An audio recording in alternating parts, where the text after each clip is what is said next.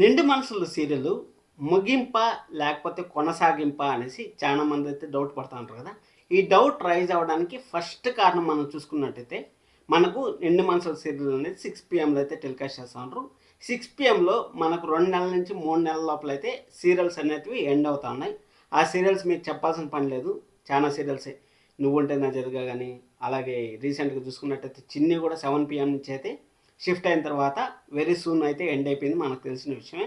ఇంకా pass serial చాలా ఉండాలండి.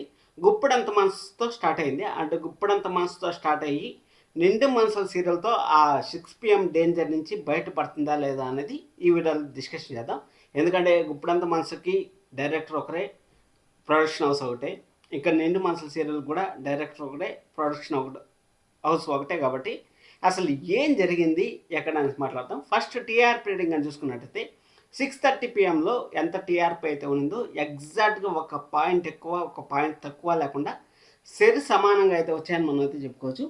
18వ వారం టీఆర్పీ రేటింగ్లో మనకు చూసుకున్నట్టయితే 6:30 PM 3.83 అయితే వచ్చింది. అలాగే అర్బన్ వచ్చి 3.72 అయితే వచ్చింది. ఇంకా ఇక్కడ కానీ చూసుకున్నట్టయితే ఈ వారం 19వ వారం సీరియల్ టీఆర్పీ రేటింగ్లో నిండు మనసుల సీరియల్ 6 PM 3.83, 3.72. ఒక్క పాయింట్ అంటే ఒక్క పాయింట్ కూడా ఎక్కువ రాలేదు, ఒక పాయింట్ కూడా తక్కువ రాలేదు. బేసిక్గా అయితే బాగానే ఉందని మనం అయితే చెప్పుకోవచ్చు. కానీ ఈ వారం స్టోరీ చూసిన తర్వాత ఎందుకు ఇంత ఫాస్ట్గా మూవ్ చేస్తూ ఉంటారు సీరియల్ని, అంటే తొందరగా ముగిచ్చేయాలని ప్లాన్ ఏమైనా చేశారా, ముగిచ్చేసి కొత్త సీరియల్తో ఏమైనా రాబోతున్నారా అనేసి చాలా మందికి అయితే డౌట్ అయితే రైజ్ అయింది. ఆ డౌట్ని ఈ వీడియోలో అయితే క్లారిఫై అయితే చేస్తాను. వీడియోని చివరి వరకు చూడండి, లైక్ చేయడం అసలు మర్చిపోద్దండి, అలాగే సబ్స్క్రైబ్ చేసుకోవడం కూడా అసలు మర్చిపోతండి. టీఆర్పీ రేటింగ్ వీడియో ఎవరన్నా చూడకుండా అంటే వెళ్ళి చూడండి. రాత్రి లేట్ నైట్ అప్డేట్ చేశాను, దానివల్ల చాలా మందికి నోటిఫికేషన్ వెళ్ళలేదు అనేసి తెలుస్తుంది, అందుకోసం అనేసి. సరే అనేసి ఇప్పుడు మన సీరియల్ స్టోరీలకు నిలిపినట్టయితే నిండు మనసులు అనే సీరియల్ డైరెక్ట్గా తెలుగు సీరియల్ అయితే వచ్చింది మనకి. ఎలాంటి రీమేక్ సీరియల్ కాకుండా డైరెక్ట్గా తెలుగు సీరియల్ అయితే వచ్చింది. ఇక్కడ సీరియల్ స్టార్టింగ్ ఎపిసోడ్స్ అయితే ఒక రేంజ్లో అయితే టెలికాస్ట్ చేశారంటే ఒక్కొక్కరికి ఇంటర్లింక్ పెట్టి భలే మేనేజ్ అయితే చేశారు. అక్కడ భలే మేనేజ్ చేసిన తర్వాత అక్కడ కాన్సెప్ట్ వచ్చి ఒక ఐఏఎస్ ఒక ఐపీఎస్ అవ్వాలనేసి హీరోయిన్ ప్రయత్నం చేయడం నుంచి మొదలు పెడితే ఆ ప్రయత్నానికి ఎన్నో అడ్డుకట్టలు వేసిన విజయానంద్ గారు అయితే వాళ్ళు ఎగ్జామ్స్ రాసేటప్పుడు మాత్రం ఎందుకు కనీసం 1% కూడా అడ్డుకట్ట వేయలేకపోయారు. ఆల్రెడీ విజయానంద్ గారికి వాళ్ళ నాన్నగారు ప్రేరణ వాళ్ళ నాన్నగారు అయితే హింట్ ఇచ్చారు కదా, ఈరోజు నువ్వు సాధారణ మనుషులు అనుకుంటా ఉండవు, వాళ్ళ దగ్గర ఎలాంటి పవర్ లేనప్పుడే వాళ్ళని అంతు చూస్తూ ఉంటారు. ఇన్ కేస్ వాళ్ళు ఐఏఎస్ ఐపీఎస్ అయ్యారంటే ఇంకా నీ ఊహకే వదిలేస్తా ఉన్నాను, నీకు ఎలాంటి శిక్ష పడుతుందో, నీకు ఎలాంటి టార్చర్ చూపిస్తారో అనేసి విజయానంద్ తెలిసినా కానీ విజయానంద్ ఎందుకు పరీక్ష రాయడాన్ని అడ్డుకట్ట వేయలేకపోయాడు, ఏమైనా సీరియల్ ఏమైనా ముగిస్తూ ఉంటారా అనేసి డౌట్ అయితే రైజ్ అయింది. ఖచ్చితంగా రైజ్ అయింది, ఎందుకంటే నాకు కూడా అనిపించింది ఎందుకు అబ్బా ఇంత ఫాస్ట్గా తీసుకెళ్తా ఉంటారు సీరియల్ని అనేసి. అసలు ఏం జరిగింది ఈ వారంలో. అలాగే అక్కడ ఐఏఎస్ ఐపీఎస్ అవ్వాలని స్టార్ట్ అయితే చేశారు. స్టార్ట్ చేసిన తర్వాత మనకు క్యారెక్టర్స్ ఒకదానికైతే మొత్తం ఇంటర్లింక్ అయితే ఉంది. ఒక్క క్యారెక్టర్ కూడా అవుట్ సైడ్ అయితే లేదు, మొత్తం ఒక్క ఫ్యామిలీకి సంబంధించిన క్యారెక్టర్సే ఉన్నాయి. ఎందుకంటే సిద్ధుకి వాళ్ళ నాన్నగారికి, అలాగే ప్రేరణ వాళ్ళ నాన్నగారికి, ప్రేరణ వాళ్ళ అమ్మగారికి, అలాగే ప్రేరణ వాళ్ళ అమ్మగారు అయిపోయిన తర్వాత మన గణాకి అలాగే ప్రేరణ వాళ్ళ హౌస్ ఓనర్కి, ప్రేరణ వాళ్ళ హౌస్ ఓనర్ దగ్గర నుంచి ఐఏఎస్ ట్రైనింగ్ ఇస్తా ఉంటారు కదా వాళ్ళకి, మొత్తం చూసుకున్నట్టయితే మొత్తం ప్రతి ఒక్కరికి. అలాగే మన ప్రేరణ వాళ్ళ నాన్నగారు వచ్చి మేనమామ అవ్వడం, అక్కడ ట్రైనింగ్ ఇచ్చే ఆయన వచ్చి వాళ్ళకి అప్పుడు మేనమామ అయితే ఖచ్చితంగా బావగారు అవుతారు. ఇలాంటి ట్విస్టులు టర్న్లు నెక్స్ట్ లెవెల్లో అయితే చూసుకొని వచ్చారు. కానీ మధ్యలో అయితే ఒక 100 ఎపిసోడ్ల వరకు అయితే సీరియల్ అయితే పీక్లో ఉంది. 100 ఎపిసోడ్లు అయిన తర్వాత ఆ విజయానంద్ కేసు మన ఘనా చేతికి అయితే వెళ్ళింది. అంటే విజయానంద్ తప్పులు ఏం చేశాడనేసి ఎతికితే ఇక్కడ సిద్ధు వాళ్ళ నాన్నగారిని చంపేశాడనేసి అక్కడ ఫైల్స్ అంతా చూసి, అంటే పోలీసు కదా, పోలీసుగా పసిగట్టి అక్కడ విజయానంద్ని అయితే డిస్టర్బ్ చేయాలనేసి అక్కడ అమ్మాయి విజయానంద్ కూతురుని అయితే పెళ్లి చేసుకోవాలి అనేసి ప్రయత్నం చేసి అక్కడి నుంచి అయితే స్టోరీ అనేది బాగా డ్రాప్ అయిపోయిందని మనం అయితే చెప్పుకోవచ్చు.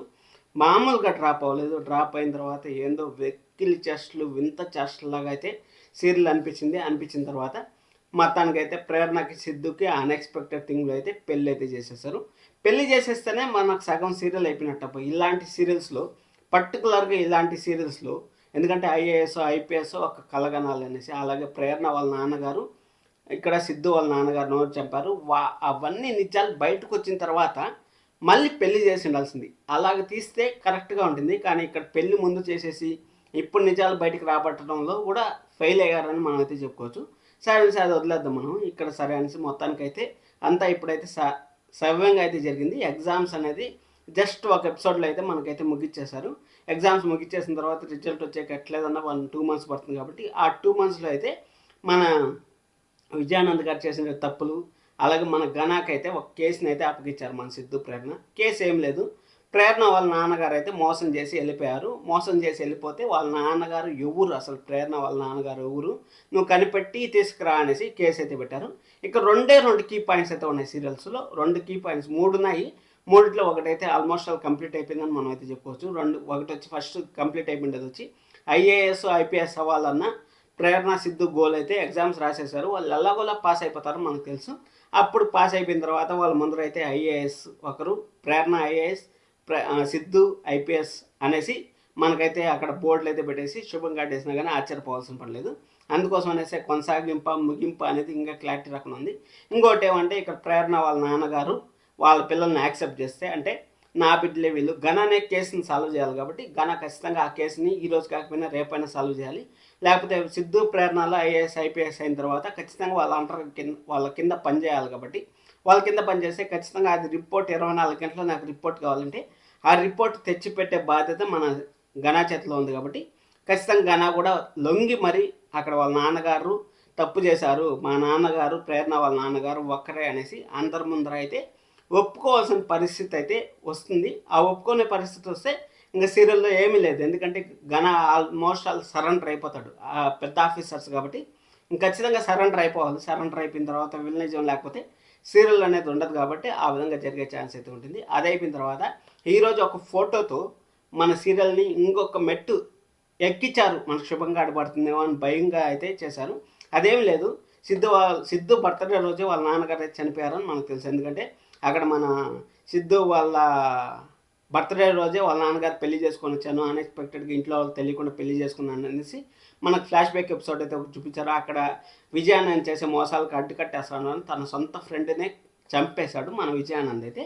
ఆ విషయం కానీ మన సిద్ధుకి అయితే తెలిసిందంటే, సిద్ధుకి తెలిసేదానికి కారణము సిద్ధుకి దగ్గర ఎలాంటి సాక్ష్యాలు లేవు. వాళ్ళ నాన్నగారిని చంపేశారా ఏం చేశారని ఎలాంటి సాక్ష్యాలు లేవు. ఇక్కడ ఎలా ఇంటర్లింక్ చేశారంటే విజయానంద్, ప్రేరణ, అలాగే మన రాజశేఖరం గారు ప్రేరణ వాళ్ళ నాన్నగారు, వీళ్ళు ముగ్గురు చుట్టూరు అయితే స్టోరీ అయితే తీసుకొస్తూ ఉంటారు. ఎందుకంటే విజయానంద్ మన సిద్ధు వాళ్ళ నాన్నగారి ఫోటో అయితే ఫస్ట్ ప్రేరణ చూసింది. ప్రేరణకి ఆల్రెడీ ఒక ఇంటర్లింక్ పెట్టి వాళ్ళ నాన్నగారు ఆ పర్సులో ఫోటో పెట్టుకుంటారు, నాకు దేవుడు లాంటి వాటమ్మ అవుతాను అనేసి ఆ విధంగా ఫోటో తీసుకొచ్చారు. కాబట్టి ఖచ్చితంగా ప్రేరణ ఎగ్జామ్స్ రిజల్ట్స్ వచ్చే లోపల ఇంకా విజయానంద్ అంత అయితే చూడబోతుంది. ఎందుకంటే నువ్వు బావి లోతు చూడాలనుకోవద్దు, బావి లోతు చూస్తున్నావంటే నువ్వే ఆ మట్టిలో కూరుకుపోతావు. అలాగే కొండ ఎక్కి ఎంత ఉందో చూడాలనుకోవద్దు, ఆ కొండ ఎక్కే ప్రాసెస్లో నీ ప్రాణాలనే కోల్పోతావు అనేసి పెద్ద పెద్ద మాటలు అయితే చెప్పాడు. విజయానంద్ ఏం లేదమ్మా మీకోసం వచ్చాడు, జస్ట్ మీతో మాట్లాడాలన్నాడు, నేనే వద్దని పంపించేశాను అనేసి ఒక మాట చెప్పేసింటే సరిపోయింది. ఇక్కడ లోతు కొలుస్తావా, హైట్ ఎక్కుతావా అనేసి పెద్ద పెద్ద మాటలు మాట్లాడితే అక్కడ ఒక ఐఏఎస్ ఐపీఎస్ చదివే స్టూడెంట్స్ ఎంత తెలివిగా ఉంటారో మనకు తెలుసు కదా. ఆ తెలుగులో నుంచి ప్రేరణ అయితే ఆ పాయింట్ని అయితే అలాగే క్యాచ్ చేసింది. ఏం లేదు మామయ్య నేను చూసుకుంటానులేండి, థ్యాంక్ యూ మామయ్య మీరు నాకు సలహా ఇచ్చారు కదా అనేసి మన ప్రేరణకైతే ఒక ఐడియా అయితే వచ్చింది. అంటే అక్కడ మూర్ఖులు అక్కడ ఉండకూడదు. అంటే మన సిద్ధు వాళ్ళ నాన్నగారికి అయితే శరత్ గారికి అయితే అక్కడ కర్మకాండ చేసేటప్పుడు ఎవరైతే చంపేశారో మనిషిని వాళ్ళే కర్మకాండ చేస్తా అంటే ఆ మనశ్శాంతి ఎలా ఉంటుంది చెప్పండి.